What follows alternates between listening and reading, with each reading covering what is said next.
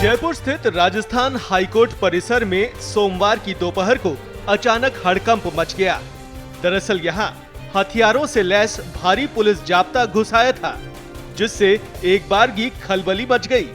सामने आया है कि कोर्ट प्रशासन को एक ईमेल के जरिए कोर्ट परिसर को बम से उड़ाने की धमकी मिली है, जिसके चलते हाईकोर्ट प्रशासन ने तत्काल पुलिस को सूचना दी और पुलिस ने फौरन मौके पर पहुंचकर मोर्चा संभालने में देर नहीं लगाई। पुलिस के निर्देश पर कोर्ट परिसर के तमाम कोर्ट रूम्स और वकीलों के चेंबर्स को तुरंत खाली करवा लिया गया। सभी अधिवक्ता, क्लर्क और न्यायिक कर्मचारी परिसर से बाहर आ गए। इन हलचलों के चलते हाईकोर्ट में चल रहा न्यायिक कामकाज पूरी तरह से ठप पड़ गया और चारों तरफ दहशत का माहौल बन गया।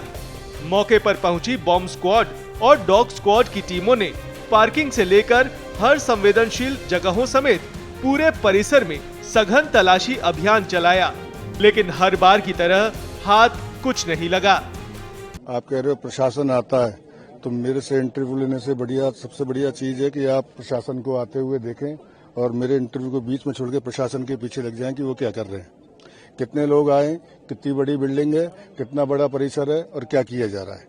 तो ये फेलियर ऑफ पूरा सिस्टम है कि एक महीने में थर्ड थ्रेट है और हम इसके कहीं आसपास भी नहीं पहुंच रहे और किसी दिन कोई घटना घटेगी तो फिर हम सिर्फ इस पे आरोप प्रत्यारोप करते रहेंगे।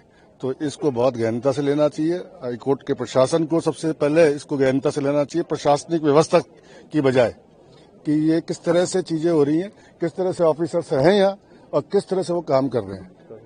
देखिए, जैसा कि सम्मानित अध्यक्ष जी ने अभी कहा कि फेल्योर आप अगर कह रहे हैं तो पहले फेल्योर सिस्टम को क्वेश्चन करें। आप कह रहे हैं प्रशासन यहाँ पर आ रहा है, एक महीने में तीसरी बार ये घटना हो रही है, तो सबसे पहले तो एसओपीज का गठन होना चाहिए।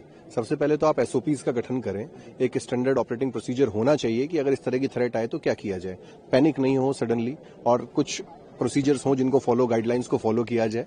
अब जहां तक है मेल, कहीं कोई सरफिरा बैठकर ईमेल कर रहा है और उस पर पूरा प्रशासन हिल रहा है, तो मेरा मानना है इसको लेके कहीं ना कहीं सिक्योरिटी को राउंड अप करना चाहिए और सिक्योरिटी इतनी टाइट होनी चाहिए कि हमें हमारी सिक्योरिटी पर इतना भरोसा हो कि हमें ये पता हो कि ऐसी अगर थ्रेट आ भी रही है तो इट इज कंप्लीट हॉक्स और इसका रियलिटी से कोई लेना देना नहीं। बता दें कि इसी हाईकोर्ट को मिली ये धमकी महज एक महीने के भीतर तीसरी बार है।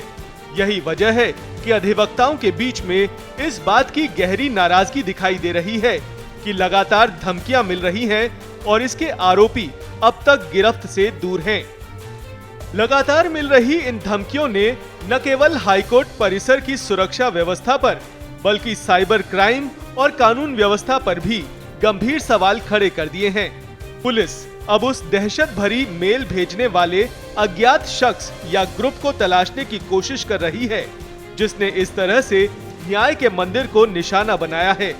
पुलिस ने आश्वस्त किया है कि जल्द ही साइबर टीम की मदद से अपराधियों तक पहुंचा जाएगा। सर, आज फिर राजस्थान हाईकोर्ट को बम चढ़ाने की धमकी मिली है। धमकी किस तरह मिली है और अब तक की जांच में कुछ सामने आया क्या? आज करीब 12 बजे के आसपास हमारे पास सूचना आई इस तरीके के मेल के बारे में।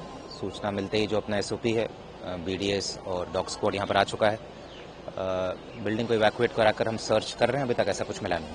सर, एक महीने में तीसरी बार है और एक सप्ताह में दूसरी बार है। पिछली 2 बार में भी ऐसे कुछ मिला नहीं था, लेकिन काफी कामकाज प्रभावित होता है। ये मेल कहाँ से आते, कुछ डिटेल हो पाया? कारण क्या है? टेक्नोलॉजी इतनी हाई है? प्रयास कर रहे हैं, क्योंकि ये वीपीएन इस्तेमाल करते हैं, आईपी एड्रेस इनका ट्रेस नहीं हो पाता है, पर टेक्नोलॉजिकली जो भी हमारे पास संसाधन है हम प्रयास कर रहे हैं ट्रेस करने का। देश दुनिया की ताज़ा खबरें और वीडियोस के लिए अभी डाउनलोड करें पत्रिका ऐप।